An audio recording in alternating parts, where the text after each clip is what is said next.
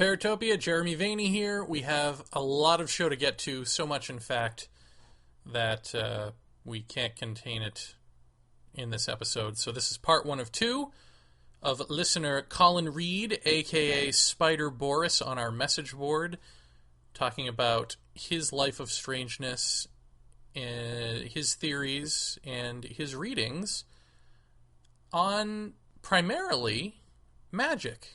I see a new theme developing here in this latest incarnation of Paratopia. Magick, Grant Morrison, Sigils, I mean, it all comes back. What is going on here?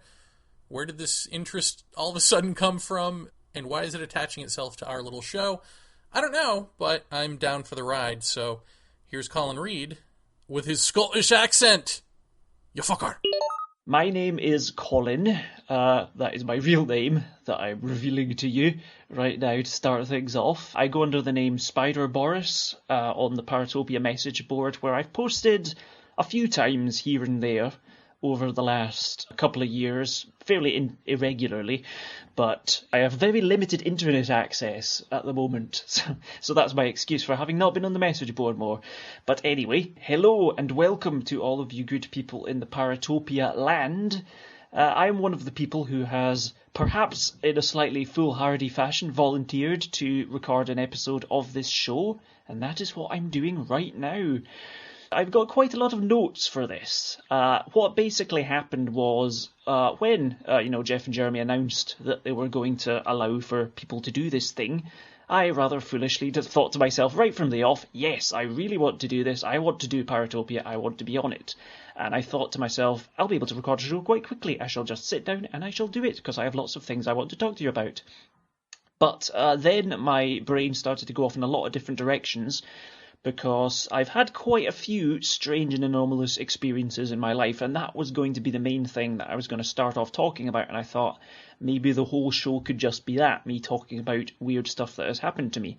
But in the period of about a month or so, actually it's more like 2 months since I first heard about this and I started putting the show together, really I started to do quite a little bit of research, some of it accidental research, some of it deliberate, and that led me down various little sort of tangled paths to different sort of ways of thinking about stuff. And I've come up with a lot of stuff that I hope you listeners to Paratopia will find interesting, and it is going to be in this show. So to give you a little bit of an idea about what I'm going to do for the next, it might be 2 hours, it might be slightly less, I'm not sure. I have a funny feeling I might manage the full 2 hours. It depends on how much I ramble or go off the point. I think my ideas are in a reasonably organised sort of fashion, so without boring you anymore with this sort of rambly sort of an intro, I'll just get on with it really. The basic idea is that part 1, I'll just say there's going to be 2 parts of it, broadly speaking. Part 1 will be me talking about my experiences that I've had. Quite a few of them. Some of them have been peculiar, to describe them maybe. I don't think I've really had a lot of experiences that have been incredibly strange. But maybe it's when you actually strip them back and start looking at them in a more sort of analytical, serious fashion, then you can sort of say, yes, they are very strange, actually. So we'll be looking at all that. Yeah, there's about, 8 or 9 sort of major things that I want to talk about in the first hour. So the first hour will probably be me talking about these things, these weird experiences. And in the second hour, what I found out I wound up doing when I was looking at these things was I started, and over the years when I've thought about them over the years, because I've never spoken about them before, you start to notice a connective sort of thread between them all, because there's been stuff that's been, I don't know if you want to call it paranormal, esoteric, ufological, occult, dream-related stuff that I'm going to go into, and for me, especially in recent years, I've started to notice this thread, this connectivity, this sort of interconnectedness and synchronicity that seems to exist between a lot of anomalous phenomena. And obviously people listening to Paratopia will, know about that sort of thing. And I certainly have been sort of I've been thinking a lot about it, specifically actually just from having listened to Paratopia has, made me think a lot more about, connectivity between things, and more about, and the stuff that's been talked about in Paratopia. I've been thinking more about my own experiences in relation to some of these things, and I've got quite a lot of things I'm going to drag in.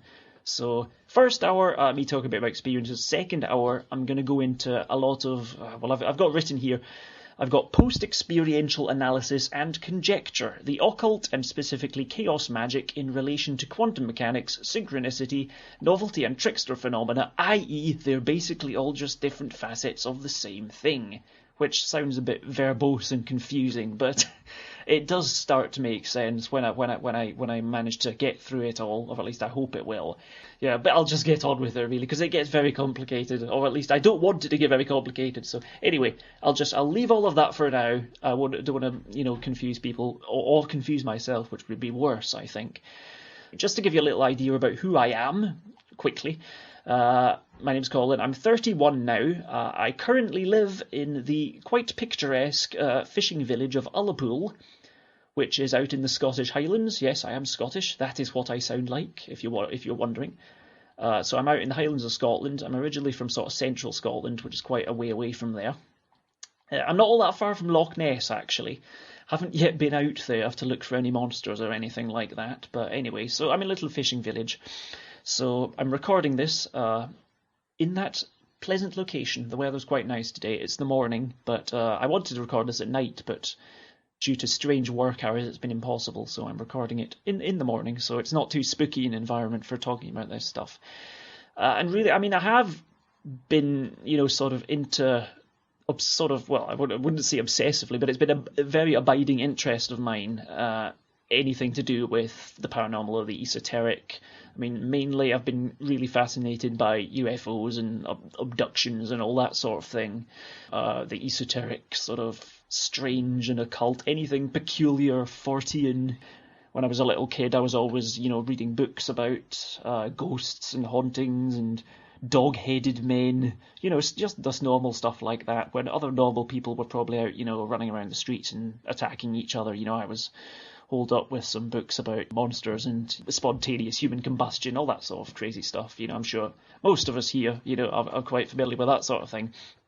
And in the last sort of 5 years or so, which sort of comes into coherence with, discovering MP3 players and podcasts, which pretty much came along in sort of round about 2005, I think, was kind of when the sort of the first explosion of podcasts.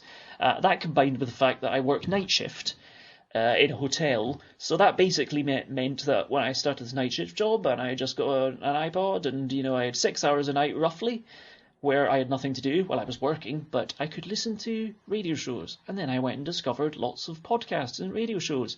And inevitably, many of these ones I discovered had a lot to do with the paranormal, the occult, and UFOs and stuff. And, eventually that led me to Paratopia. So obviously I've been here listening to Paratopia for quite a while. And so I've been quite listening to a lot of all this stuff and picking up all the different points of views over the last few years. And I'm one of these odd people, used to be when I was listening to Paratopia, I would pause it, in the middle of Jeff and Jeremy's after chat and sort of join in the conversation myself in a slightly demented fashion. It's 5 o'clock in the morning while hoovering a hotel restaurant. I was pausing my MP3 player and saying, now hang on, I've got an idea about that. I think it would be interesting if blah, blah, blah, blah, blah. And I talk to myself. So now I'm sort of unbelievably joining in. So that's something I will come back to, this sort of... a sort of a magical evocation, in that Jeff and Jeremy have put this sort of energy out into the world through the medium of of Paratopia, and that has sort of downshifted through reality to small people like myself, and now I'm here on the actual program talking about stuff. So that's what I'm doing. And I'd even considered doing my own podcast a few years back, but basically hasn't, I thought, I don't have that much to talk about, actually. So basically, this will be the entirety of my podcast career, probably, these 2 hours. So anyway, that's me, basically. That's my exciting life story. So I work at a hotel, and I'm also a writer, struggling away to try and get somewhere with that, but doing all right. Written a couple of books, but hopefully sometime they might ever get published. But, it's not a fun job writing, really, or at least I don't find it that much fun, but I keep going with it anyway. Right, as I said, I've had quite a few anomalous experiences in my life, and many of these I have a hazy and perhaps questionable recollection of, and this is stuff I'm sort of reading that I've written down. So many of these events didn't seem to have any connective tissue between them, but it's only in recent years, and as a direct consequence of Paratopia, that I've been able to I've been sort of joining the dots about these things. Originally, my idea was that I wanted to talk about time and memory in relation to how anomalous events work, or how your own perception of time and, your own understanding of your own memory seems to operate in relation to, anomalous paranormal type events, and how these affect my life and worldview in general. My memories of these things are sometimes scant, minimal, or clouded by youth, yet the recollection of the emotional response connected to a couple of these things that happened to me still disturbs me to this day, simply because I don't really have any idea, or I don't really remember what the hell they actually were, or what they even represented. What I came to in my thinking about this was that this sort of perhaps not unusual dichotomy that I feel exists somewhere between the tendency towards rational skepticism and a desire to believe and understand the genuinely weird. So yeah, I was seeing this sort of split between the explainable and the unexplainable, and this sort of split that exists between sort of scientific interpretations of religious interpretations of of sort of normal lucid, more normal sort of takes on, UFO stuff. So lots of sort of clashes of opinion in my own head about it. So I'm going to try and sort of put some of those mental collisions and inconsistencies away, and just sort of bring an end to it for myself, really. Really, in doing this, I've sort of come to a point where I've stopped pondering this stuff to an obsessive sort of level and thinking, actually, no, you can leave it at this now. I don't have any religious upbringing or any religious background regarding this, but I'm not an atheist. I think I'm probably fairly pragmatic, but I'm open-minded. I'm kind of open-minded to anything. That's the thing. I'm willing to believe absolutely anything within reason, within a sort of level of within a sort of framework that seems believable to me. And obviously, if you're talking to a person about something, then you go on your instincts and you go on whether that person is, credible and believable to you from your own perspective, really, in sort of judging what somebody's telling you about something. So anyway, that's my sort of background in thinking about this. I have come to the sort of thinking in the last few years or so that maybe a lot of anomalous paranormal experiences, UFO stuff, aliens, ghosts, all of that, it might be more likely to be a product of some buried aspect of the human psyche. So, I'm going to start by talking about probably the first thing I can remember that happened to me that was a little bit sort of strange and anomalous. And maybe to a lot of people you might immediately start thinking this is one thing, and that wasn't what I thought at the time. But this is... I can't honestly remember exactly how old I was when this happened, but I'd say I was probably around 5 or 6 years old, which makes that year-wise 1984 or 1985. So, I'm 31 now, so this is going back to, the early 80s. So I was 5 or 6, 84, 85. And this happened, I lived at home with my parents and my brother. And this was in a place called Clackmannan, which is in central Scotland. If you need to know where that is, it's sort of, it's a sort of little sort of nowhere place, really. Even when I'm in the UK, you tell people I used to live in Clackmannan, and nobody knows where it is. And I live in a place called Alloa as well, which is a smallish town, but that's probably irrelevant. You can look it up online if you want. Actually, interestingly, after that sort of place where I grew up, there have been done some sort of research into this, and there have been quite a few sort of strange things that have happened in the sort of Clackmannanshire region, and also in Stirlingshire, which is quite nearby. There was black triangles flying around Stirling in the 90s.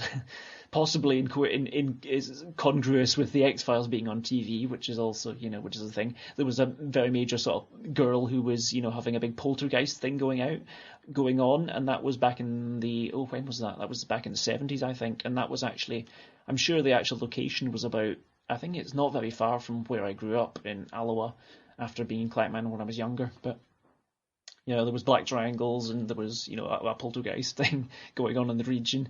And there was also a UFO flat. Oh, there was Bonnybridge, which is a town not all that far in the same sort of area. There was the Bonnybridge Triangle for a while, I think in the 90s. That was another, incident where the whole area was apparently completely sort of replete with flying saucers and UFOs and strange lights. Anyway, like I said, I was 5 or 6, going right back to the point, trying to keep things in order here. I was 5 or 6, and this happened at night, and I woke up. Basically, I was in my bedroom, which I shared with my brother at the time, and I woke up at an early hour of the morning, it would have been, so I don't know, like maybe 2 in the morning or something like that from my recollection. And basically, I woke up, I looked across the bedroom, and standing in the corner of the room, like there was a sort of a chest of drawers at the other end of the room from where my bed was, and there was a person standing there, and this person was they had their hands the top drawer, it was like 3 drawers in a chest of drawers, and the top drawer seemed to be open as far as I can recall, and the figure that was standing there, I'm going to say he was putting his hands into the top drawer, as if, and I think this was my sock drawer at the time, when I was a kid, when I had my socks in the top drawer. So there was this figure who was standing there in my bedroom about, when I was 5 or 6, and this was about 2 in the morning. This figure had its hands in the top drawer and was seemed to be looking for something in the top drawer. It had its head bent forward and was looking into the drawer. Now, to go into specifics about this figure, it was entirely humanoid, as far as I can remember, and adult human shaped. I mean, firstly, before you think, it wasn't a little grey alien, certainly. It was. I never got the impression that it was an alien or anything like that. But the other thing is that this experience only lasted possibly a minute or less.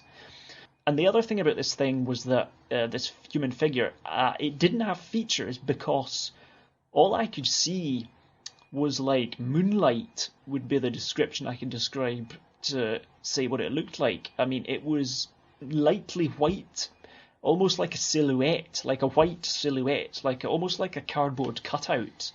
And I was looking at the figure and it didn't have any features at all. I mean, I vividly recall seeing this thing, which again, let me just clarify now, it might just have been a hallucination of a a sleep-related, hypnagogic, trance state, sleep paralysis incident, and I'm going to talk a bit about that in a moment as well. But I was looking at this thing that looked like a lightly glowing white human figure that was looking through a top drawer in my room. Now I woke up, I saw this figure that looked like a glowing person, and it turned around to face me. Right, I mean, I don't recall any motion other than it turning around, and I recall it turning around and facing towards me with its face. Although, again, I saw no features, I just saw this white shape, this white figure.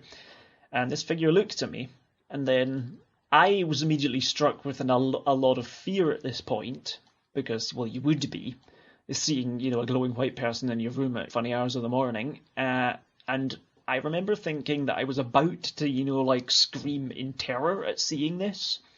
But when this thing looked at me, I felt those feelings just go, they were immediately nullified. And the thing I vividly remember thinking about this thing, this was one thing that always stayed with me, the key thing that stayed with me about this experience, because there wasn't much to this experience beyond me seeing this thing.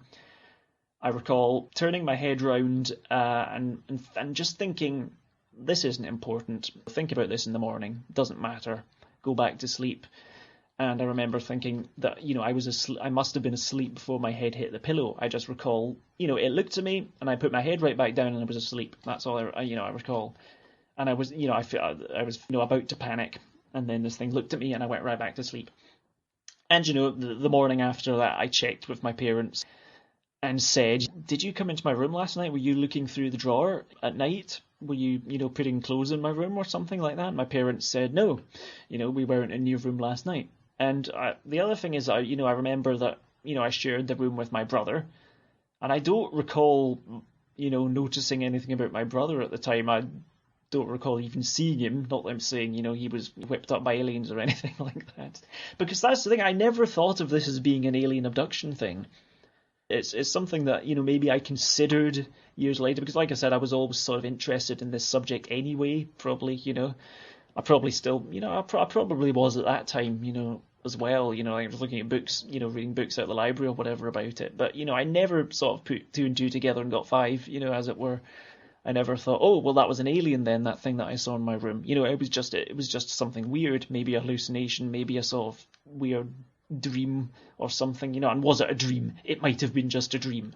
And again, it doesn't make sense, so it sticks in your mind as being a sort of a glitch in the Matrix, which is another thing that I sort of wanted to mention, to bring up the Matrix or whatever as being a comparison, even though it's rubbish mainly, the Matrix films. But yeah, so this was this little glitch thing, this little hole in reality, this sort of cardboard cutout figure, like somebody had taken a pair of scissors and cut some of reality out, And then you look through this hole in reality and you think, hang on a minute, that shouldn't be there. There shouldn't be a gap in reality. That doesn't make sense. What's this weird white person doing here? This sort of hole in normalcy. But that's the extent of that story, really. Another thing that this came directly out of listening to Paratopia. I'm sure you all remember the episode with Phil Imbrogno. The first episode with Phil Imbrogno, where he was talking a lot about the stuff that went on in the Hudson Valley back in, was it the 70s and the 80s, with the weird UFO sightings and these mysterious sort of caves and tunnel systems that are there, or were there, and then got sort of closed up and shut down. But the main thing that he was talking about, which I thought was just really fascinating and really sort of connected with me, was, he was talking about these pre-Celtic structures that are there. I'm Scotland, I've never been to America, so, but I got such a vivid impression of the area from hearing him talk about it. And he was talking about, in relation to these Celtic structures that are around that area, he also mentioned how strange Celtic-type music has been reported as being heard in that area, and that often comes in tandem with weird paranormal goings-on and UFOs and stuff. And by Celtic music, I think, he said like flutes or panpipes, or I think he mentioned drumming as well, but, like sort of tribal drumming. And this brought me right back to some other memories I have of what I think was a recurring event from my childhood. But again, I'm not sure of dates, but again, like the previous thing with the glowing person, it was probably the same time period, sort of, early 80s when I was like 5, 6. And I remember this as being a sort of a single memory, just like a one-off thing, but I sort of, I don't know, God knows, it could be like a screen memory, but I remember sort of a single memory of, but yet the memory I have of this single memory is that it was a recurring thing, like it was something that happened often, like it was familiar to me while it was going on. So I recalled sort of waking up in the early hours of the morning, and I would hear the melody of the song Greensleeves playing, seemingly fairly loudly in my house. If you know Greensleeves, it's a do do do do do do do do do do do do do, like that. But that wasn't exclusively it. It was sort of mandolin or harp music was what I recall hearing, and this just sort of quite loud but very placid, mellow music. And it was almost like it was being piped through the house on tannoy. It was like elevator music, almost like you'd hear in a restaurant or something like that, or in a hotel, in a hotel foyer, which I'm used to hearing as I work in a hotel.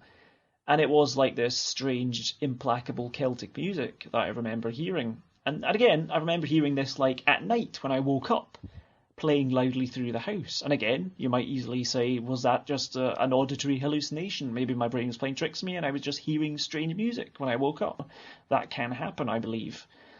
As far as I know, my parents were not playing Celtic music very loudly through the house, I don't believe they even had such music in the house. That just doesn't make sense, there would not have been anybody playing music at that time, there was, this was like a house that was on its own, so there was no neighbours through the walls who would be playing music. So, yeah, and like I said, I have this memory of remembering it and thinking, oh, there's that music again.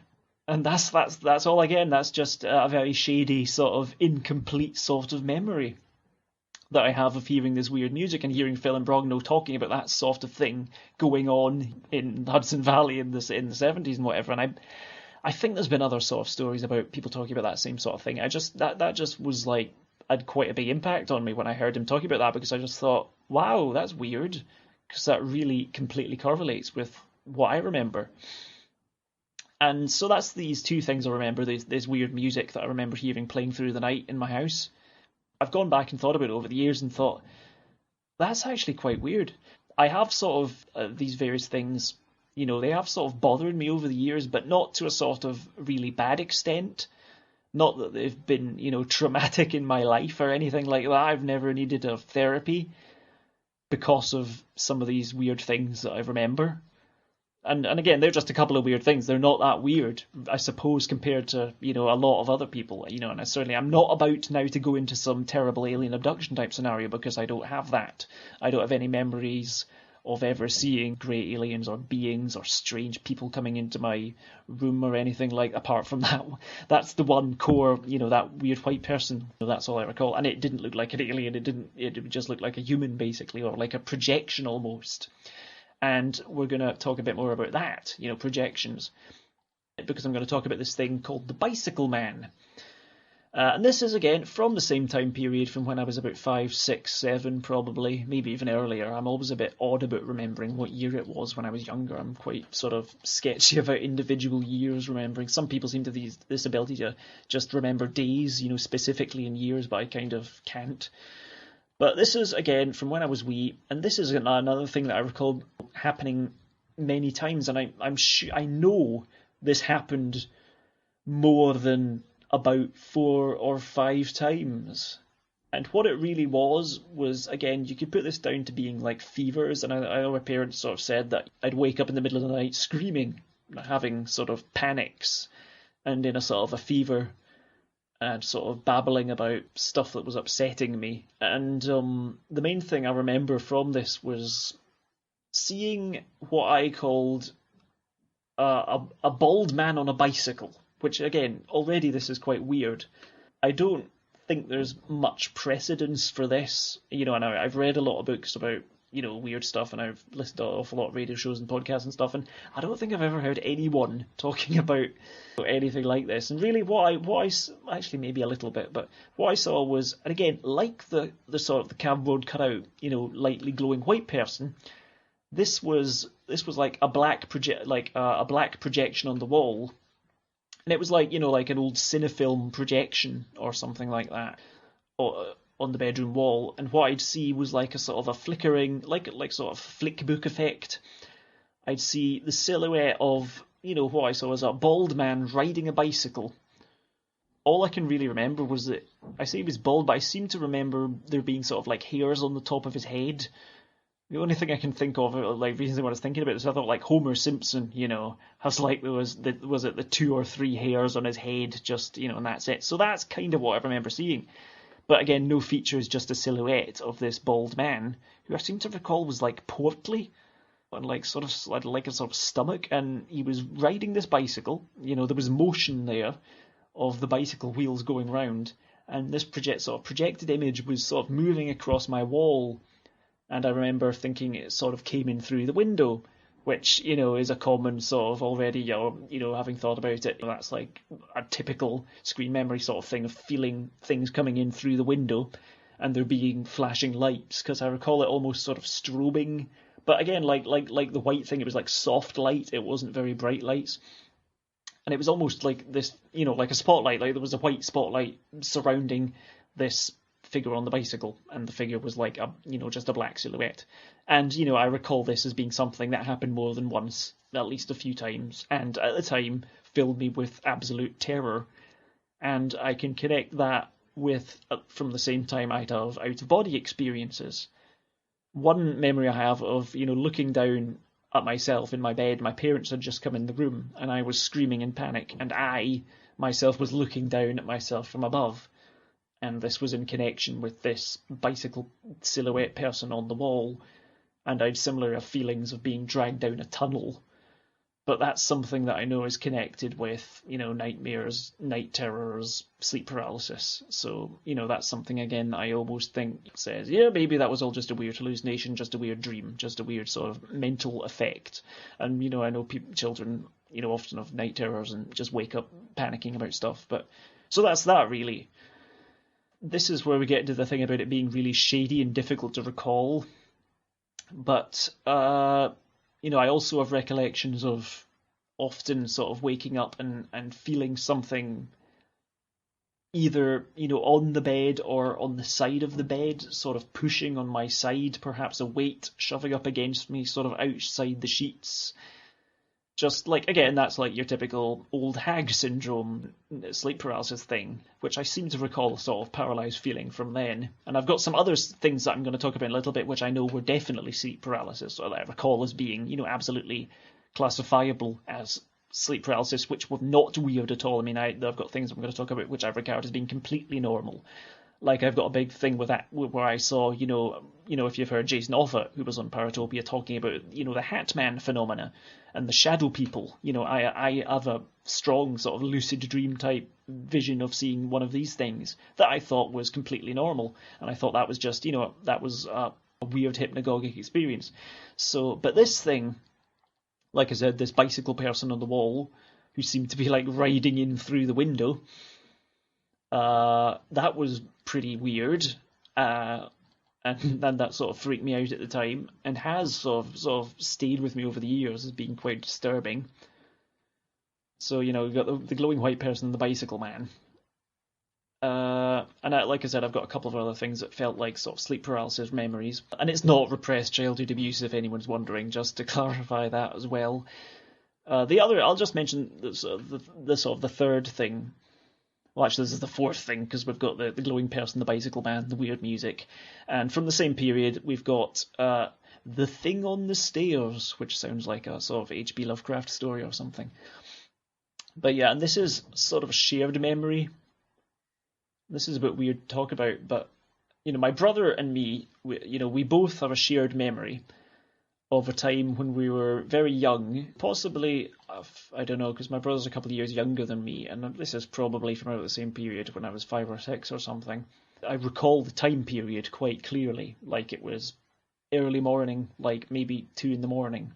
And, as kids, we were always off to bed, early. So, we should have been in bed, long before 2 in the morning. But we both recall, because we've talked about this a little bit on and off, but it's something that's kind of difficult to talk about most of the time, or it feels difficult to talk about.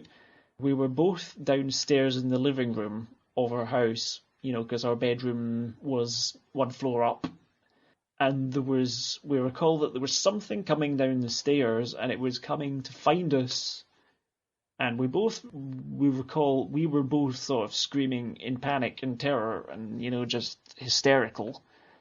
We remember sort of feeling that this thing was coming down the stairs, moving through the hallway. And in the living room, there was like a screen door with a sort of frosted glass, like a misty glass that you can't actually see through, but you can see shapes moving on the other side of it. And we both recall seeing this shape coming, like almost like a person-sized shape coming down the stairs. Well, we didn't see it coming down the stairs, but we felt it coming down the stairs, or I did anyway. And then you saw this sort of amorphous shape coming sort of towards the glass panelled living room door from the outside. It was about to come through the glass, like sort of like walk straight through the door frame. And that's all we recall about that, is just seeing this shape that was coming towards the door from outside, and it was going to come into the living room where we were, and it was going to come and find us. I was tempted to say get us, but that sounds a bit melodramatic. Talking about it now, it feels a bit strange, because that is something that I've thought about, and it does feel quite disturbing and troubling. Again, mainly because I don't know what that was or why it was so frightening. And I have another memory of seeing something, like I was lying in bed and there was something sort of rising up from the bottom of the bed that was, again, like this. It was just, again, maybe this is a screen memory thing. I'm not going to say it was a screen memory thing. But, I don't remember what the heck it was or why it was so disturbing. So you have that sort of disconnected, sort of contradictory thing of, like, if there was nothing there, why were we so frightened? And why was I so frightened of something and that I'm not sure what it was? It's not even clear enough to know what it was to be frightened of it. And I remember a thing rising up from the bottom of my bed that, I seem to recall thinking it was like my knees were rising up in front of me. But it wasn't my knees, like my legs, like I was lying on my back and, there was something coming up the bed from beneath my feet, from the end of the bed. But that's another memory that I have, which is just there's nothing to that. Just like a little sort of flash of something. So that was 4 main things, really, from when I was little. Weird memories, of this glowing being, of hearing the weird Celtic music that sounded a bit like Greensleeves playing in the house, of seeing this bicycle man thing being projected onto the wall, and of having something coming down the stairs at some weird time of the morning to get us, to come and capture my brother and I and whisk us off to fairyland. Probably that's what it was. It was a fairy, probably, or a goblin, or possibly a leprechaun. That's the more sensible explanation. That's the end of the show. It was a leprechaun. Thank you for listening. But and just to mention Whitley Strieber for a moment, because for some reason, I thought it was probably pertinent to mention the fact that I first read Communion when I was 8. I think I was 8 at the time. So I don't know if that's a good idea. I don't know if it's advisable to be reading Communion when you're 8. I don't know if that makes you presumptuous or just, a little bit strange. But really that happened because I saw Whitley Strieber interviewed on The Wogan Show, which is, for those of you who don't remember that, there's a very well-known television presenter and radio guy in the UK, well, he's Irish, and called Terry Wogan, and he had a TV show in the 80s, which was like a chat show, and Whitley Strieber was on that show. And this would have probably been 1988, I think. Yeah, probably, because it was, I think, soon after Communion had just come out. And when Whitley Strieber was being interviewed, some people in the UK might remember this, but what they did was they superimposed the cover of the book, that famous, painting of the grey being, which I seem to recall thinking was deliberately inaccurate, I think. I think Whitley Strieber made that painting deliberately inaccurate just so that, it wouldn't be too suggestive to people or whatever, and that it's a bit too Mona Lisa-like, with its weird little grin. But what they did was they superimposed this picture of the visitor face over Whitley Strieber's face as he was talking about his experience in, 1985. And I think what this did was it caused a huge sort of furore, and people who were watching this immediately started panicking and fleeing in terror, thinking that either Wogan or Strieber had been possessed by the aliens and that his face was speaking to them through the screen. I remember definitely not being able to sleep that night anyway, because obviously I had this face stuck in my head, which I don't think I'd seen before. I didn't have any, like I say, I don't think I'm an abductee, just to mention that right now. I don't have any recollections of seeing little beings or anything like that, of seeing, any sort of typical Whitley Strieber type alien beings. But, this was something I remember was seeing, Whitley Strieber interviewed, and that really, really striking me. And there's that weird thing about how, permeated into popular contemporary culture, that image of the grey, of the alien visitor or whatever, the alien face, how little kids growing up now know what that face looks like because they've seen it in TV and they've seen it in cartoons and stuff. But back then, this was like, 86, 87, I was a wee kid, I'd never seen that before, so it was kind of quite weird. And then I read, Communion when I was 8, so bad idea, perhaps, I don't know. And whether that means now that I'm immediately suggestible, and, I have certain memory biases or whatever that would lead me to thinking my weird experience had something to do with aliens, which is what I don't do. That's the thing. I don't think that these things I've just mentioned, I don't think that they have to do with aliens. I think possibly it's within the extreme realms of possibility. Maybe, like I say, I'm quite willing to sort of indulge any possibility whatsoever. Maybe it was aliens. Maybe it was beings from another dimension. Maybe it was, I don't know what it was. Maybe it was something we don't understand. But anyway, that's that anyway. The next thing which I want to talk about is, there's not that many of these experiences to go. Next thing I recall was, this was a sort of shared experience that happened and involved me, my brother, and my mother, and was kind of like a time slip, and it probably happened in 1989. And this, in 1989, when I was, what was I then? 10?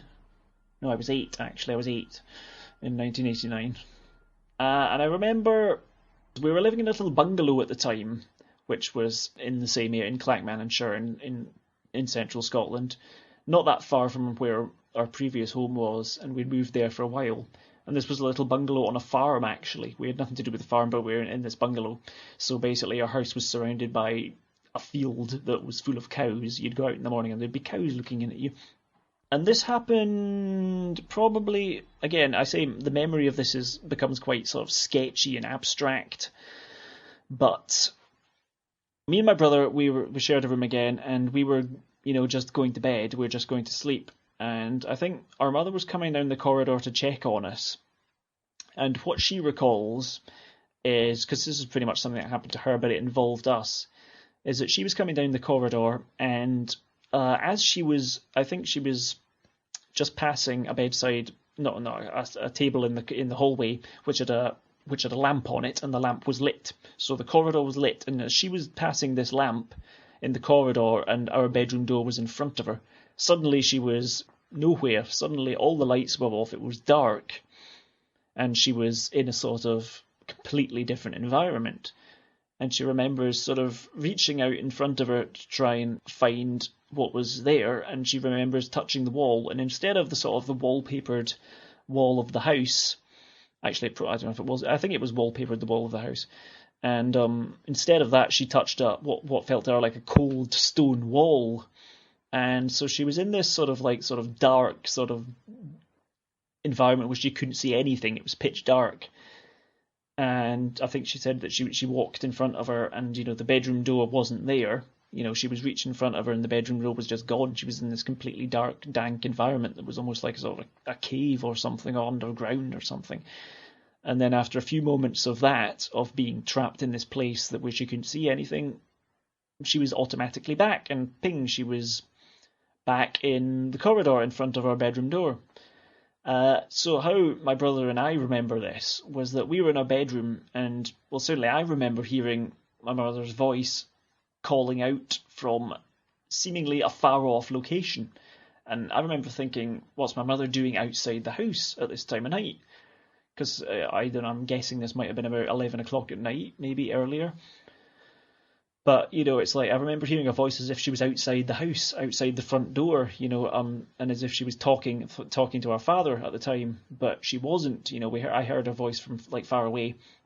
She was, seemingly right outside our bedroom door, but, I heard her voice as if she was somewhere far off away. And then she came back from wherever she had mysteriously been teleported, came into the bedroom and told us about this, and was quite upset by this experience. And the thing is, all three of us then have slightly different, well, very contradictory recollections of what happened right after this. And even now I can't remember what our recollections were, but, the three of us, one of us remembers that we stayed up all night in the living room talking about this strange experience. Another of us remembered that my mother came into the bedroom with us, and the three of us, all sort of slept together in the bedroom. And another of us remembered that we went, to sleep in our mother's bedroom. So there was three completely contradictory memories about what actually happened directly after that event. And I just forgot to mention, in fact, completely forgot to mention, 2 nights before this happened, I had what I think was like a sleep paralysis experience, but was much weirder. This was 2 nights before this event happened in 1989. I was in bed, and I recall something came rushing into the bedroom. And again, I didn't see anything, and I was immediately frozen, and it was like a sleep paralysis experience, and I've got more of them I want to mention. And this thing, I felt, came zooming into the bedroom, and I felt like a very almost electrically charged field coming off of this thing, like I could almost psychically see it, but I had my eyes closed, and I felt it sweeping into the bedroom I can't even say it was a person or a figure or force. It was just like a force, a sort of an intelligent force that came sweeping, almost like it was running, like somebody came running at great speed into the bedroom. I came running round the side of the bed, came running up to right next to me, and I was panicked and freaked out by this, and I sort of broke the paralysis and just screamed in terror and leapt out of bed, and I think put the lights on, and I think my mother then came running into the room, and there was nothing there. Whatever was there had gone. But it was odd that this happened 2 days before. It might even have been the night before. I can't honestly remember if it was the night before my mother's weird time slip experience or not. I'm pretty sure it was 2 nights before. So those two things came pretty close together, which is interesting, I think. Even if the first one feels like a weird time slip one, and but what my mother, has another memory. She had a thing with her sister whereby I think they were in northern France.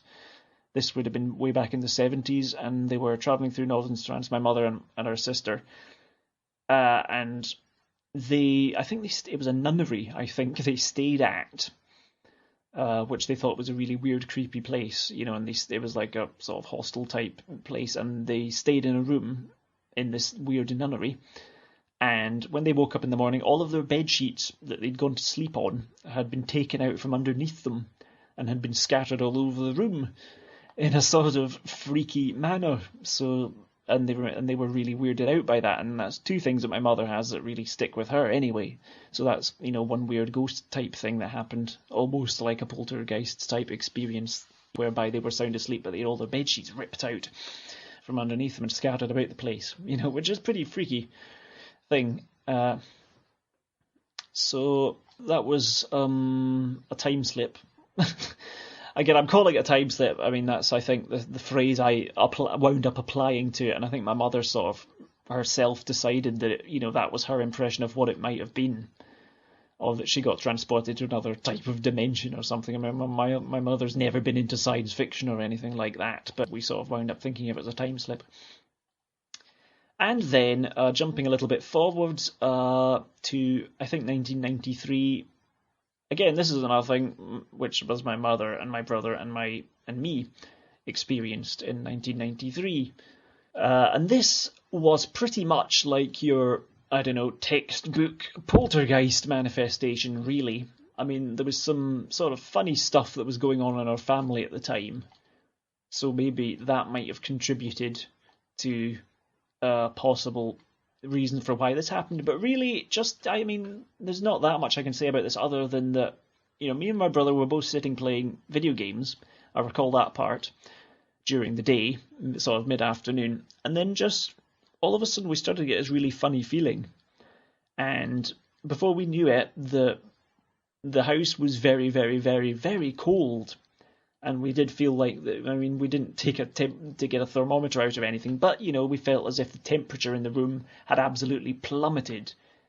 And it was just suddenly really, really cold. And my mother came through and she noticed this as well. And she thought it was really strange. And there was an odd feeling in the house and it was really cold. And then I think my mother went through and looked. We had a bookcase in the hallway. And my mother looked at the bookcase and sort of said, the bookcase is all wrong. Like, the bookcase has gone strange. Come and have a look at this.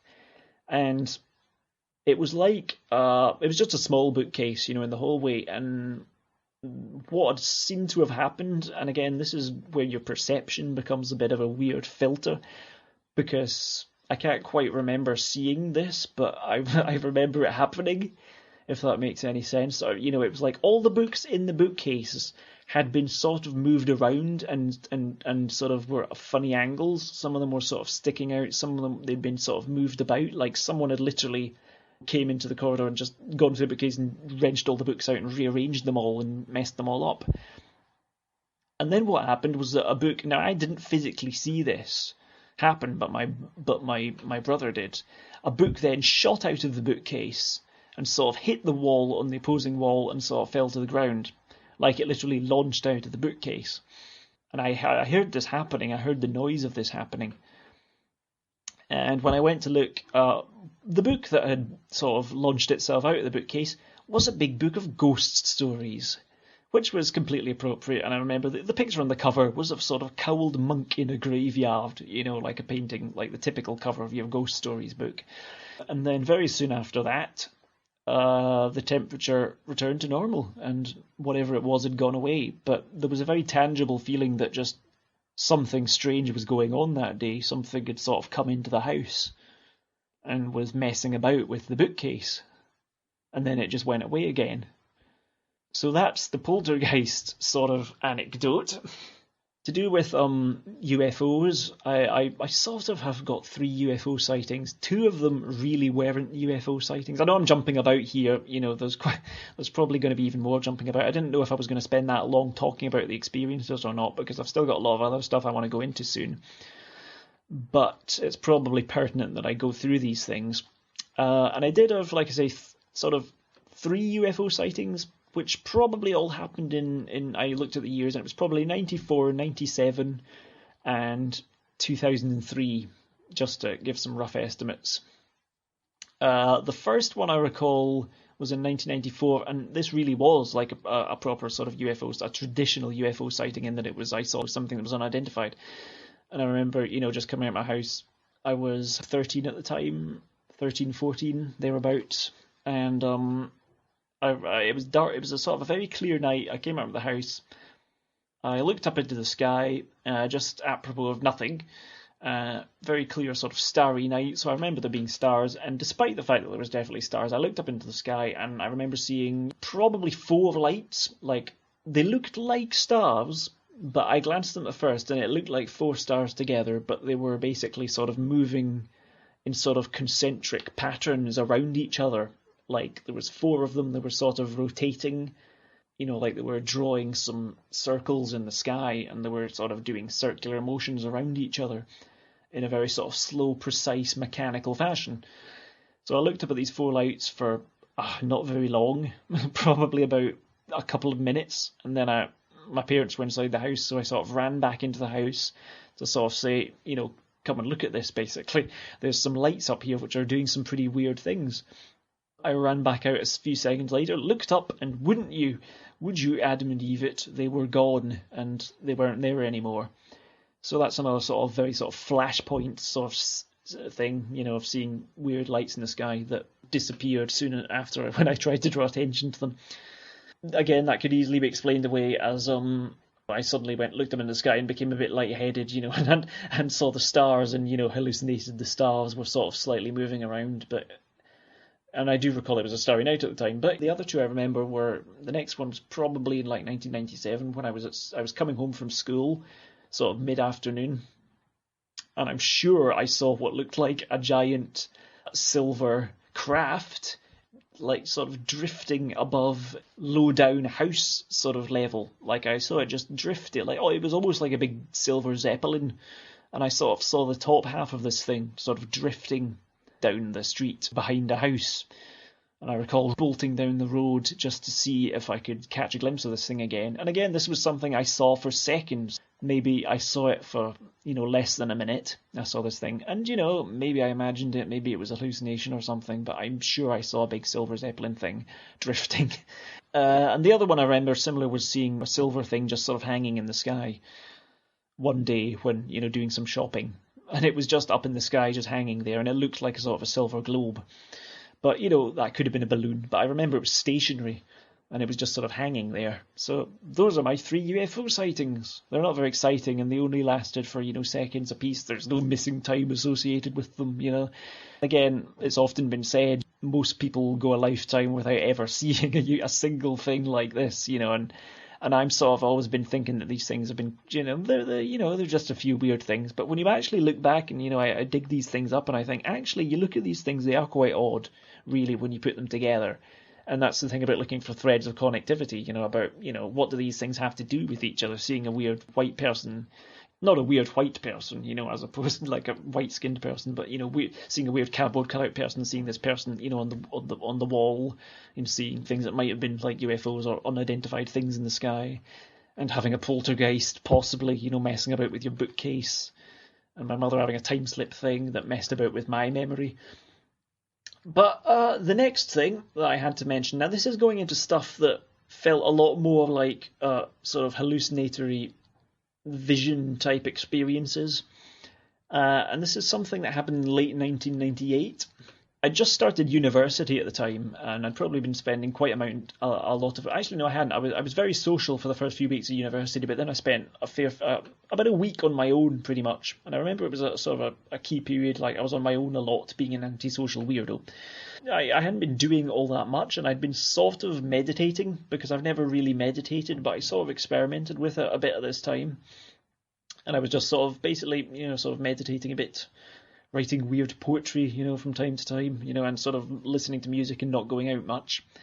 And during some of this meditation that I've been doing, I did have some weird feelings, like of sort of, if you've tried meditation and I think you get it wrong basically if you get the weird feeling that you're turning into stone, which sometimes happened to me, which I think was a bit unusual. If you're lying, I used to be lying on my back or whatever, and I had this strange feeling like my body was physically turning into stone, like you sort of lose. It's not so much that you lose sensation, but the sensation in your limbs or whatever just changes, so that it feels really unusual, like your body's been sort of filled up with cement or something like that, and you feel incredibly heavy.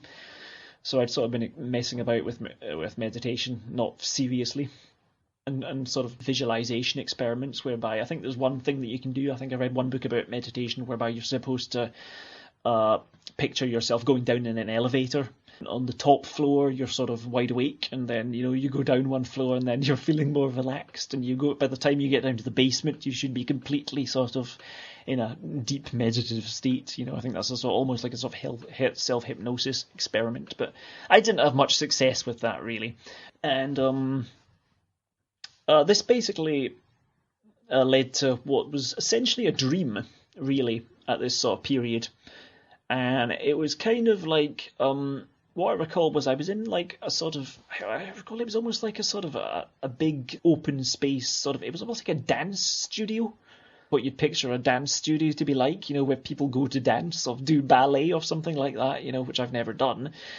But, so I was in this big sort of open space studio rehearsal space area, sort of theatre place almost. This is the dream, I wasn't suddenly in this place. And I was surrounded by mirrors, and these mirrors were like living things. They were like people. So these were like gigantic, well, not gigantic, like sort of a wide frame sort of mirrors, like you'd look in to see your entire figure in.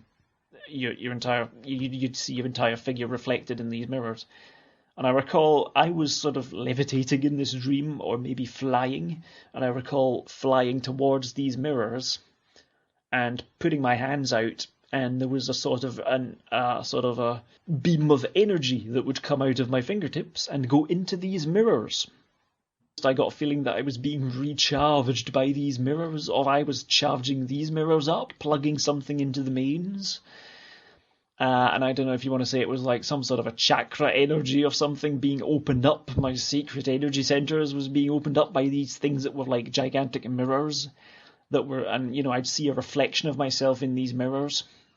And that's another thing that I've read about that happens sometimes in dreams, that the thing that breaks lucid dreaming, or that will put you into a lucid dream state where you're aware that you're dreaming, is that there are tricks that you're supposed to do, like you're supposed to look at your hands, and that's supposed to be an identifier that you're in a dream.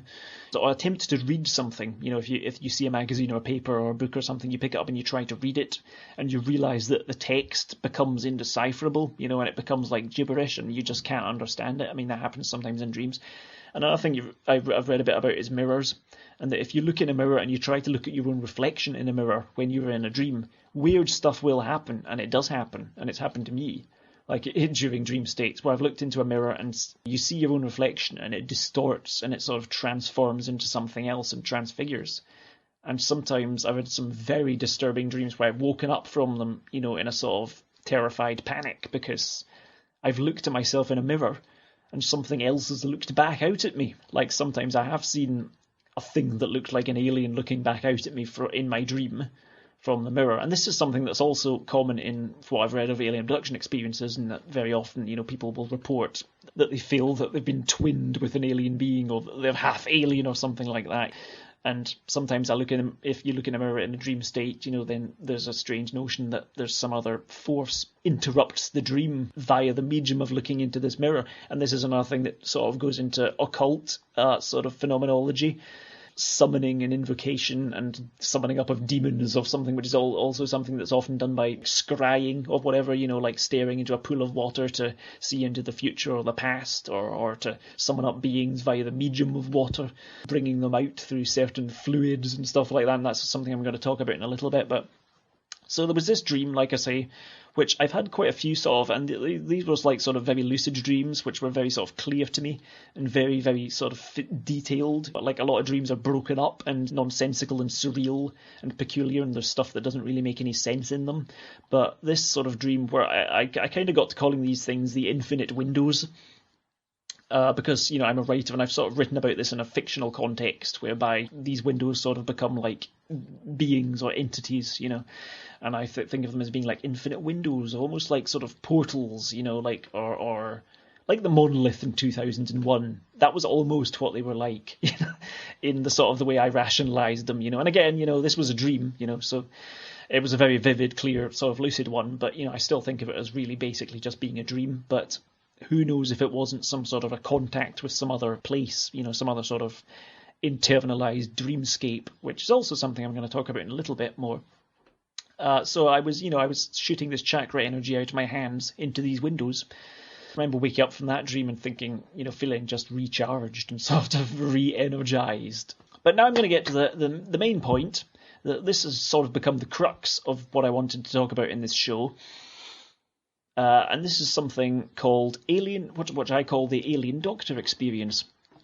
And I'd probably describe it as being a very sort of Terence McKenna-like shamanistic type experience almost, and we go into that and the whole sort of DMT, spirit molecule, sacred experiences and communion with a sort of internalized state. Now, I must state I didn't take any drugs to have this experience, but broadly saying, it happened while I was at work, and I work night shift, so it was during the day, and I was trying to get to sleep during the day. I can't say I was completely free of illicit influences, because I'd had some wine before. I'd had a few glasses of wine before going to sleep, and I don't normally drink wine. In fact, I can't stand wine. But I'd only bought the wine because I thought there was an extreme possibility of managing to lure a French girl into my room. But that didn't happen, so, you know what it is, obviously French girls, you buy wine, so... So I'd had some wine, and preposterously I'd tried to try and get some sleep in the afternoon. And I remember waking up from sort of being asleep after about an hour or so, and I was feeling really, really sick, and really sort of ill, and sort of my stomach felt bad. And this happened in 2006, by the way, so it was about 4.5 years ago.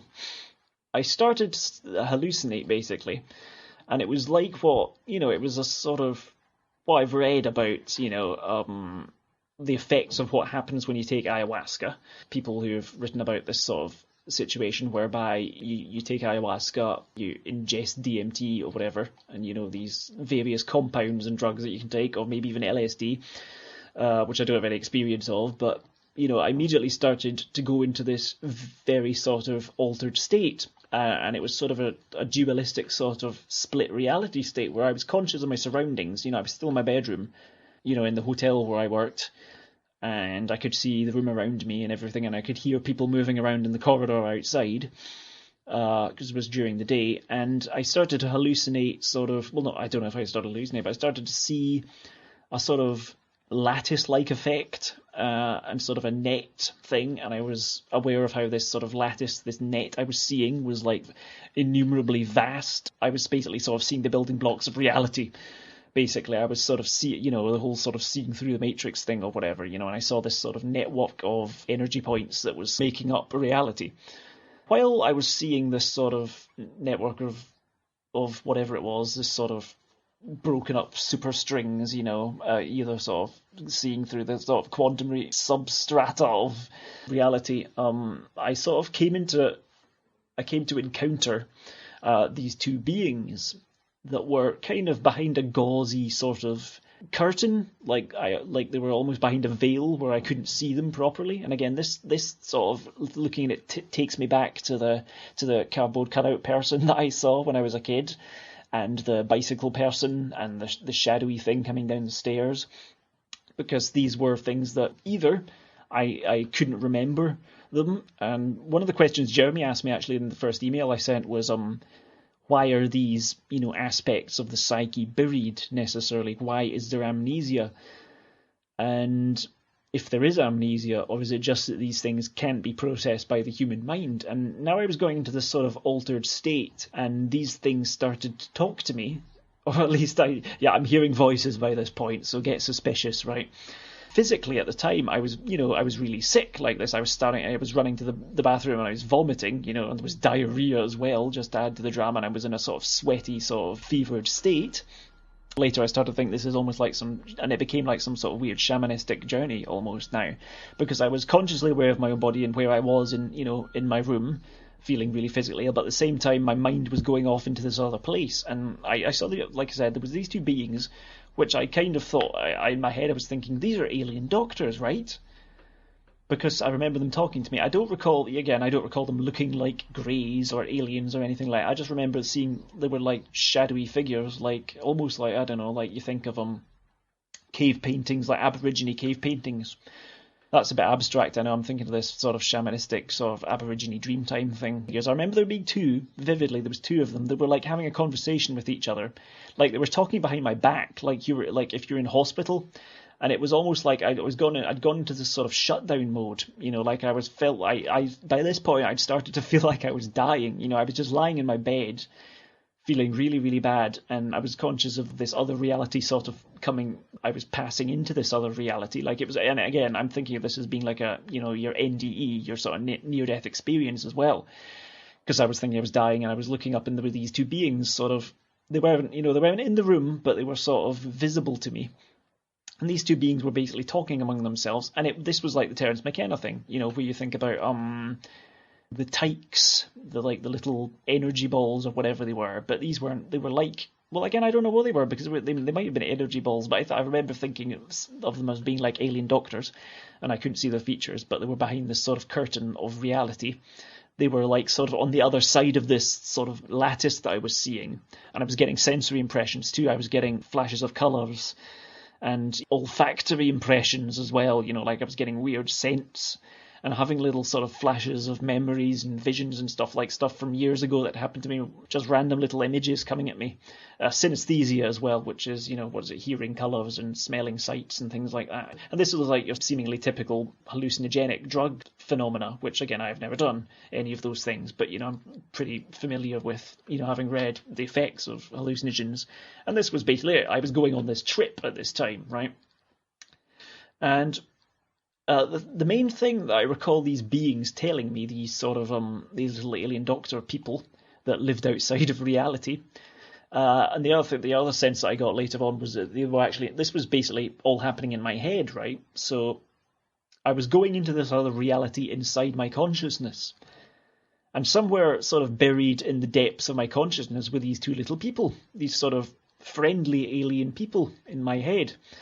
And I remember them telling me a lot of stuff. There was a lot of information. This is also typical of these sort of experiences, where these little alien people, I say alien in the sense that they were alien to me, not that they were creatures from outer space or anything, but they were these alien people who I didn't quite know, but yet they lived inside me. They were these two little people that lived in my head.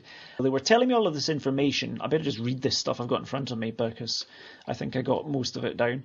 There was this almost like this sort of information download, and although I was ostensibly conscious during the time, I remember, none essentially of what they were telling me. Like they were sort of speaking in this sort of higher language that I didn't quite understand. And what I came up with in thinking about this was to go into sort of computer terminology. These beings were like my system restore, or they were my virus scan. It's like what I basically recall them telling me as I was lying there sort of sweating and sort of being sick and feeling like I was dying, having this it felt like maybe like food poisoning, which I've never really had either. So I was having what felt like a combination of extreme food poisoning and ayahuasca type drug experience or DMT experience. And while this was going on, I felt like my consciousness was being shut down by these creatures, these things that come up out of my head. And they were like the fail-safe system, like I'd broken down. They were the maintenance men who'd been called up to repair me because nobody else could. And it was like they were saying, oh, hi there. You don't really know us, but we live in your head. You seem to be dying here, so we've come up from the depths of your subconsciousness to fix you and make you better. Because at the moment, nothing else can. We're like your internal thought police. I know you feel like crap right now, but hang on and we'll put you back together. So that was the impression of what I was getting from what they were saying. Like they were doing some maths or something. They were doing some equations in there, to fix me.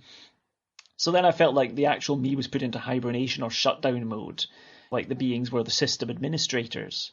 And they just disconnected my brain from my body. Which is, if you look at quantum theory, there's a whole lot of stuff about the sort of the divide between the body and the brain and all that philosophical stuff, And then I felt like my personality was cast adrift in the universe.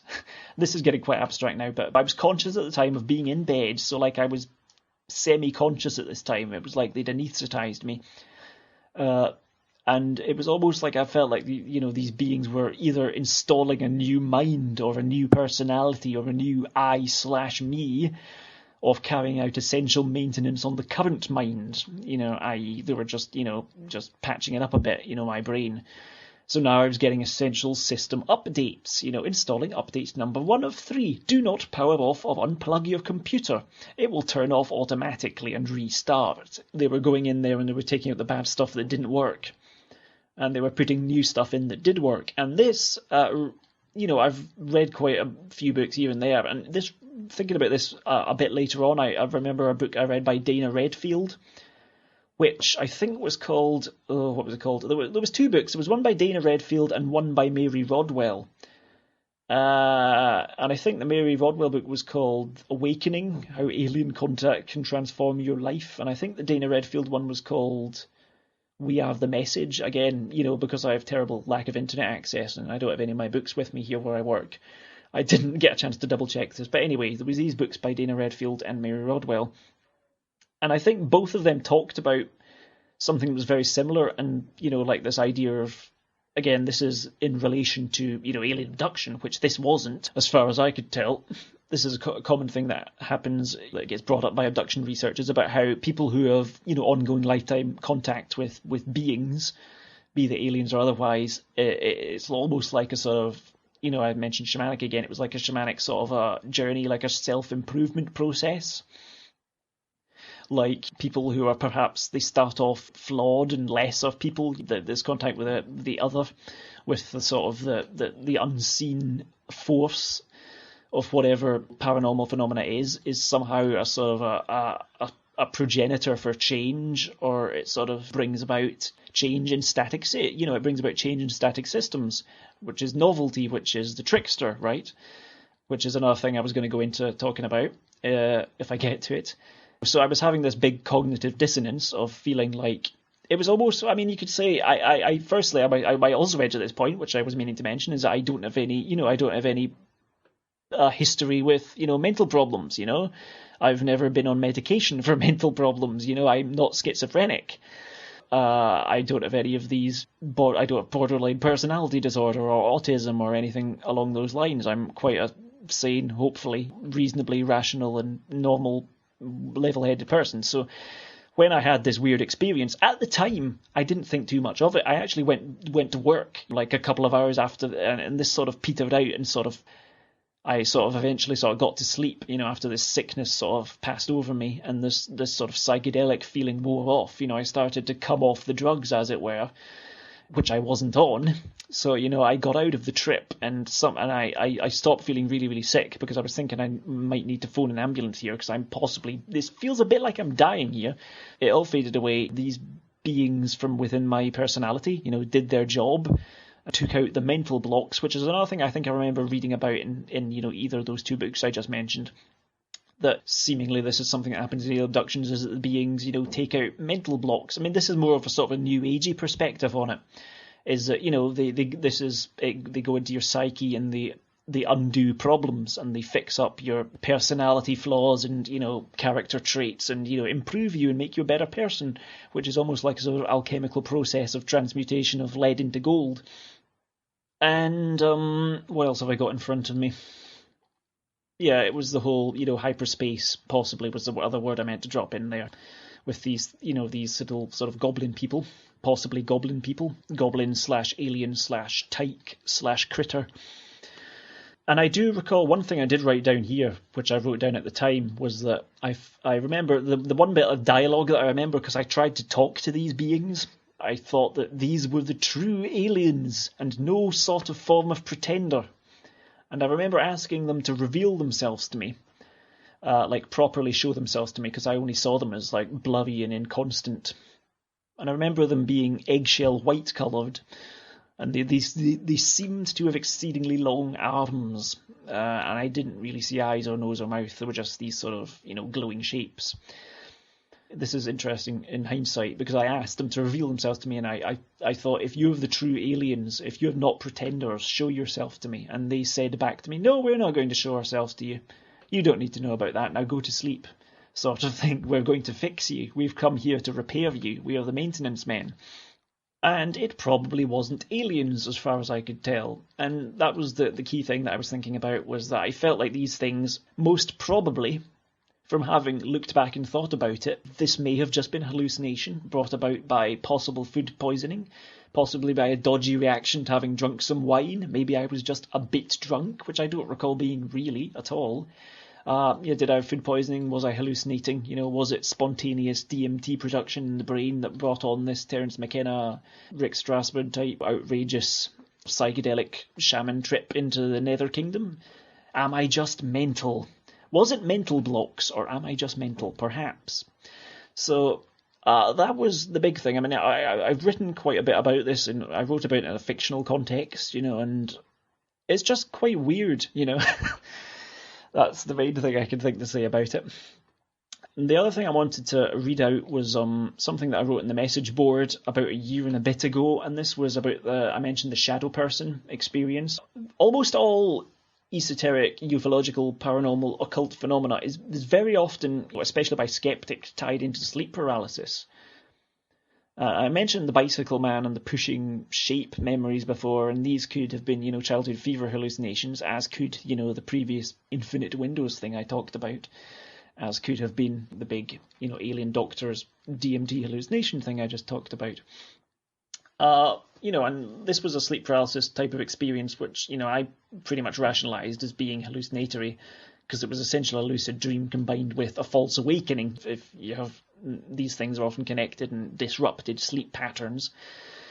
Because one thing that used to happen to me quite often was I'd hear a doorbell going off in my house when I was asleep. This was in the morning. I'd hear the doorbell go ding dong, and you'd leap out of bed and run to the doorbell, and there was nobody there. And this was basically a sort of an auditory hallucination. I'd hear this bell going off. This was probably because I was thinking, maybe there'll be a delivery. Often this is connected, this might happen to you as well, but sometimes you think, I've got to get up in the morning because somebody's coming to the house or there's going to be a delivery. So then, your sleep is a little bit troubled because you're waking up thinking, the doorbell's going to go off in a minute, I'd better get up. And then you imagine the doorbell, you mishear it. So that's almost like a sort of, maybe that's almost like a neurolinguistic programming sort of thing, whereby you sort of convince yourself that you're going to hear something, and then you do hear it. But I'm going to go back and read this out, which is something I wrote on the Paratopia message board. It was actually in response to somebody else's experience. And again, I don't have the details in front of me, but the heading was, I don't know if this qualifies, but it's recent. I probably should have put it in a different category or whatever, but this actually was October 22nd, 2009, I posted this. And just to bring up sleep paralysis again, and I'm not under any circumstances being absolutely sceptical about anyone's experiences here. I've had a good few weird experiences similar to this, where I've felt myself jolted awake only without any other odd phenomena, although I'm coming to that. Normally I could describe the feeling as being akin to were you to be walking along the street, catch your foot on something, trip and right yourself before falling, except while asleep in bed. To clarify, that's also, jumping out of it for a minute, that's also a common phenomena, is the, tripping over feeling while you're asleep.